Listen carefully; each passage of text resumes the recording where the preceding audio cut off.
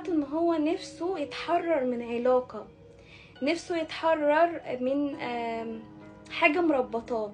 زي ما يكون الشخص ده ممكن يكون عنده مسؤوليات، او عنده مثلا اهل، عنده مثلا ناس مسؤول منهم، مسؤولين منه، مسؤولين من حياته. ممكن يكون بالفعل ده شخص متجوز وعنده اطفال، او عنده حياة تانية. يعني انا ظاهر في الطاقة بتاعته ان هو عايز يطلع من الطاقة التوكسيك دي، من الطاقة السلبية اللي هو بيمر بيها. شايفين طاقته؟ عايز يطلع من طاقة المشاكل دي. يعني انا شايفاه ان هو ممكن يكون في وضع هو مش مرتاح فيه.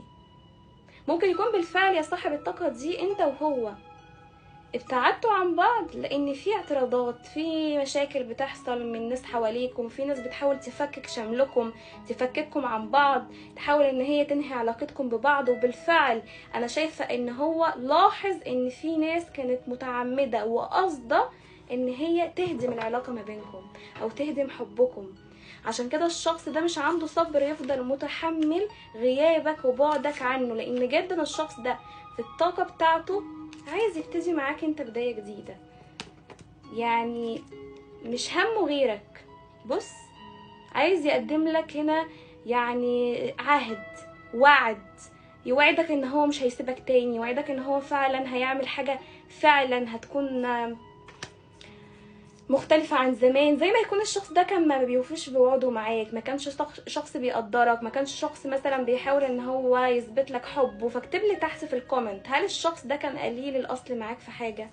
هل الشخص ده انت وثقت فيه لدرجة انك توقعت ان هو يعني شيلها لك معروف وبالاسف غدر بيك او تخلى عنك؟ اكتب لي تحت في الكومنت، لانه شاعر بطاقة برضك هنا ذنب. بص، حاسس بالذنب ازاي، افكاره كلها يعني بتدور حواليك، اللي هو انا ازاي مثلا سبته كده وخليته يمشي وهو حزين وهو مصدوم مني وهو مجروح. زي ما يكون كمان الشخص دوت رفضك، يعني رفضك بقى بكل حاجة، مش شرط كلام، ممكن اكون الافعال او الطريقة او المعاملة نفسها تدل ان الشخص ده مش حابب وجودي في حياته. ياه، ده انت كنت راسم حياتك مايل قوي.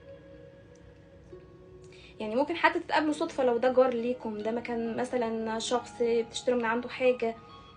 لكن هو بيقول ايه لنفسه لما بيشوفك الشخص ده، او اخر مرة شافك فيها، بيقول لنفسه ان هو بيحس انه مشدود لك قوي. الوقت مش مهم، بيحس بحاجة بتشده ناحيتك جدا. الشخص ده بيحس قد ايه ان هو عنده شغف ناحيتك، والمكان مش مهم، وانه ما بيكونش قادر يقاوم طاقة انجذابه واعجابه بيك. وقد ايه بيفضل من وقتها يفضل طاقته كده محوطاك، يفضل مثلا انت كمان الطاقة بتاعتك تفضل محوطاه، يفضل مشغول بيك طول الوقت. يعني بيحس بشعور حلو قوي، شعور رومانسي. انت لو بعيد عنك، ده شخص ما بيشيلش عينه من مراقبتك او من متابعتك الفترة دي. فانت لو عندك اكاونت، عندك حاجة على الميديا، اي حاجة، حتى لو معاك في شغل وحاسس ان هو مش مهتم، لا، الشخص ده بيداري او بتعمد ما يبينلكش قد ايه ان هو عنده حتة الشغف اتجاهك. يعني حتة ان انا ندمت عليك، وان انا يعني عايز ارجع، وان انا نفسي فيك قوي، ونفسي اقرب لك، ونفسي نقعد نتكلم.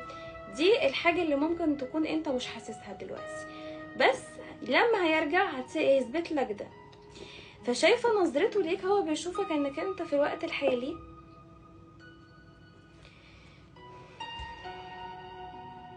ما بقاش جاي على دماغك. هو شايفك انك انت ما بقيتش شايف الشخص ده جاي على دماغك، وما بقيتش يناسبك، وما بقاش بالنسبة لك يعني الشخص كده اللي هو تقعد تستناه او تقعد تراقبه او تقعد حتى تفكر فيه. يعني ممكن اقول ان هو شافك غيرت اتجاهك ناحيته، غيرت اتجاهك بقى في انك انت بصيت لنفسك، بصيت مثلا للمعجبين اللي حواليك، لان هو شايفك محاط بمعجبين في الوقت الحالي. بص، وشايفك انك انت يعني بتمشي على الارض تقول يا ارض ما عليكي قدي. يعني شخص واثق من نفسك جدا، حلو قوي. يعني بيقعد يشوفك كده من بعيد ويقول لنفسه يا سلام على الحلاوه، يا سلام على الجمال، ايه القمر ده، انا ازاي كده ضيعتها. ازاي كده فرطتي فيها بسهولة؟ هو انا كان عقلي فين؟ هو انا ازاي ما كنتش منتبه للجمال ده كله؟ وشايفك يعني وشايفك ان انت حنينة قوي وطيبة، وشايفك رقيقة وهادية، ولكن احيانا عصبيتك ممكن تخليكي تاخدي موقف انك ما ترجعيش بسهولة. اكتبي لي تحت. او شايفك انك عنادية قوي، لما بتاخدي قرار او بتاخدي حاجة